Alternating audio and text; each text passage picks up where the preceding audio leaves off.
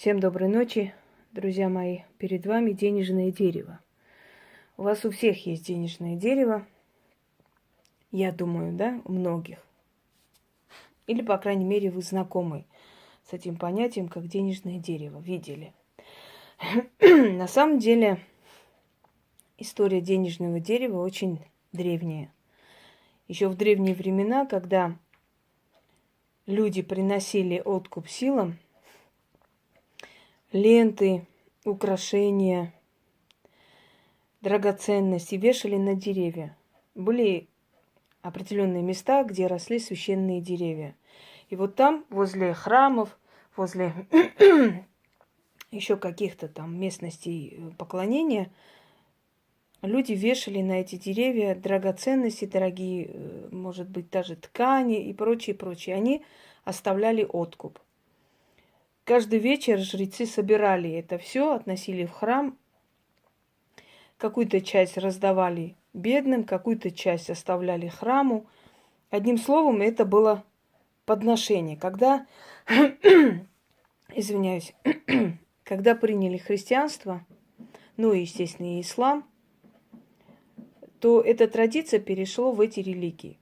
Точно так же на Востоке были деревья, на которых вешали ленты, теперь уже не драгоценности, не дорогие вещи, потому что собрать было некому, не было храмов.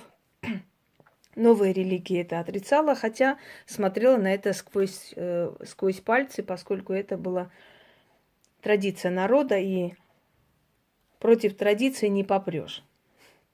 Но в любом случае не было уже такой популярности у денежного дерева, но туда приходили влюбленные, привязывали нить, красную нить, золотую нить, просили о чем-то, это сбывалось зачастую. Мы знаем, что духи, силы, они всегда с нами, они сопровождают нас и нашу судьбу, и наш род всегда из поколения в поколение, и они слышат. Естественно, это место, как говорят сейчас, да, уже более понятной фразы, намоленное место, место, усиленное просьбами, энергией людей, она опять через некоторое время превращалась в такое место поклонения. В Армении, например, эти деревья называют бахты-цар. Это традиция язычества. Хотя такие деревья растут возле древних храмов, и люди туда ходили. Я туда ходила, привязывала красную нить, что-то просила с бабушкой своей. Ну, многие женщины туда ходили. Это была такая традиция в определенные праздники. Шли мимо этих деревьев.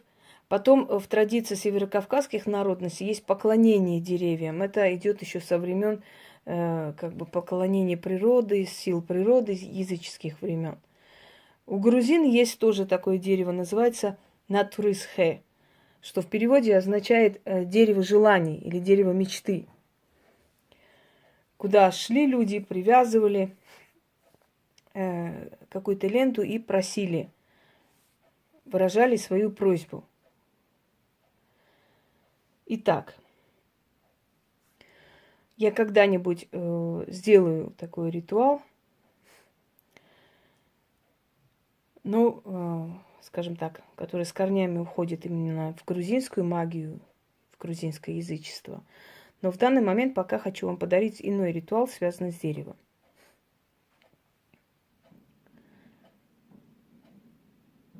Еще денежные деревья было принято как бы творить, делать в Китае. Поскольку в Древнем Китае деньги были или из серебра, или из золота, и они не носили определенную какую-то, знаете, не делились на определенные знаки денежные, на определенные там номиналы денежные. Не было там 1 рубля или 2 рублей. Был грамм золота, было 2 грамма золота, 3 грамма и так далее. И поэтому было без разницы, как они выглядят, эти деньги. Помятые они или там деформированные. Главное, чтобы грамм золота соответствовал тому, что, ну, то есть денежной единице. И поэтому для того, чтобы легко было хранить эти деньги, делали дыру, пробивали посередине и нанизывали на красную нить и носили с собой вместо кошелька. Вот отсюда и пришли вот эти китайские деньги посередине дырявые. Потом эти деньги начали привязывать к дереву дома. Это считалось какое-то денежное место. Место, куда духи денег приходили и приумножали богатство, считалось. Это китайское поверье. Таким образом появились китайские денежные деревья, которые начали продавать. Потому что именно вот эта культура денежного дерева, это идет с Китая. Вот эти вот маленькие такие передавались, продавались с деньгами, денежными знаками.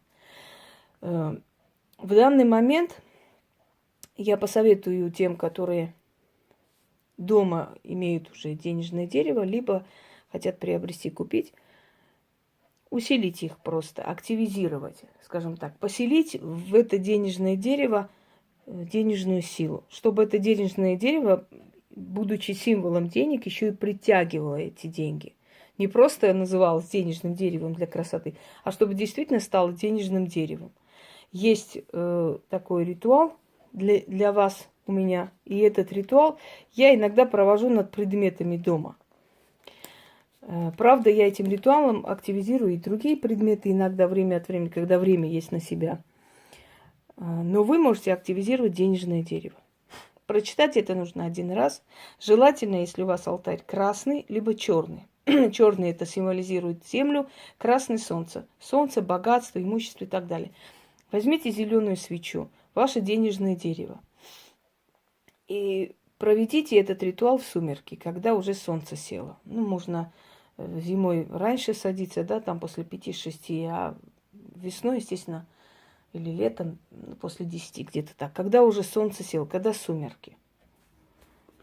Прочитайте и поставьте денежное дерево. Время от времени можете активизировать это денежное дерево. Вот все, что я вам даю, все эти ритуалы, на самом деле их количество такое, как бы, не маленькое, потому что я говорила, что есть люди, которым подходит этот ритуал, есть человек, которому подходит тот ритуал, то есть энергетический, кому какой подойдет. Есть, которым несколько ритуалов подходит. Иногда бывает, что ритуал себя исчерпывает, устает ритуал.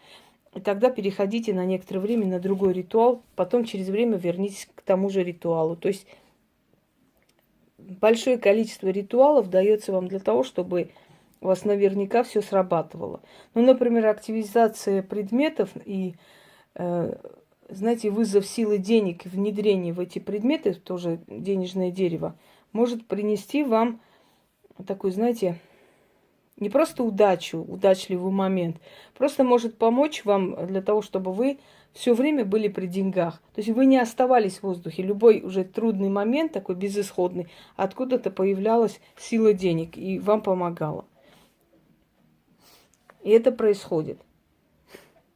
Это у нас на улице там народ гуляет. Итак.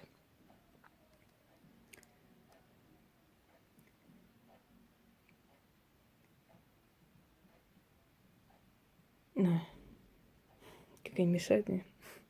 Я встану на перепутье 7 дорог и созову 7 ветров из 7 дорог. Первый ветер, неси мне деньги. Второй ветер, неси мне удачу в делах.